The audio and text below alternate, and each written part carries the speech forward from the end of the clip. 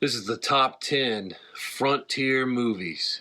Number 10, Last of the Mohicans, 1936, starring Randolph Scott. This movie is not great. It's fine. It's a little hard to follow. The quality is pretty bad. They really need to try to restore the film. And it's very different from the book. And if I'm being quite honest, there's some characters in the book that I'm not crazy about. So in some ways the movie's better than the book. In other ways the book's better than the movie. Number 9, Daniel Boone, Trailblazer, 1956. This movie is not like Daniel Boone at all. As someone who loves Daniel Boone and reads all kinds of Daniel Boone history, this movie is not even remotely close to historically correct, so you got to move past that immediately. It's a good watch, though. Number 8, Mohawk, 1956. It's a good watch. However, they literally cut and paste scenes from Drums Along the Mohawk from 1936, I think. I'm talking long stretches of film, just cut, paste, and put into this movie. That came out about 20 years after.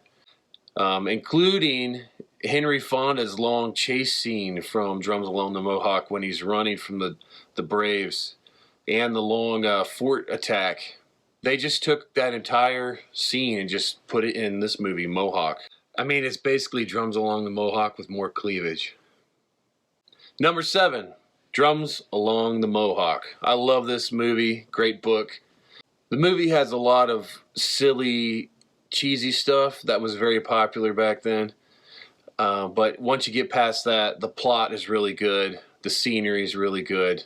It has that epic chase scene. Moving on. Number 6, The Patriot.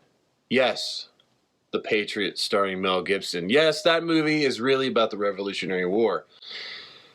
But there's a handful of frontier fighting and wilderness scenes with a whole wilderness undertone about his past. And so that puts this movie in my top 10. Number 5, Alone Yet Not Alone.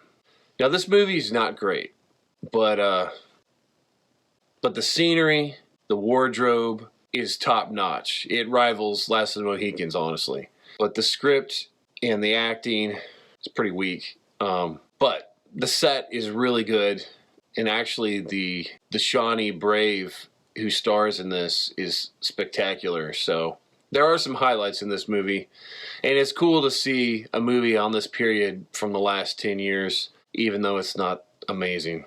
Number 4, Davy Crocker and the River Pirates. You heard me right. I love that movie. Yes, it's really a kid's movie and it's a comedy. But dang it, I love Fess Parker. What a fun movie. Number 3, Davy Crocker, King of the Wild Frontier. This movie changed a generation. It made coonskin caps fly off the shelf. It made little kids buy cap guns. This movie changed my life. Davy Crocker, King of the Wild Frontier. Number 2, Black Robe. This movie is really well done. It is about a priest going into the Huron Nation through the Great Lakes. It's the cultural dynamics of that time are super interesting, but there's so much footage about the Huron Indians and the way they lived. I just love this movie, and I highly recommend it. Number 1, Last of the Mohicans. Probably one of my all-time movies of any genre ever. About a third of the year, it's number 1. I mean, you got Daniel Day-Lewis as Hawkeye, Madeline Stowe as Cora. It's just an amazing movie. It's got everything. It's got frontier action. It's got romance. It's got log forts. It's got wilderness. It's got West Studi. I mean, come on. Thank you for watching Hawken Horse's Top 10 Frontier Movies.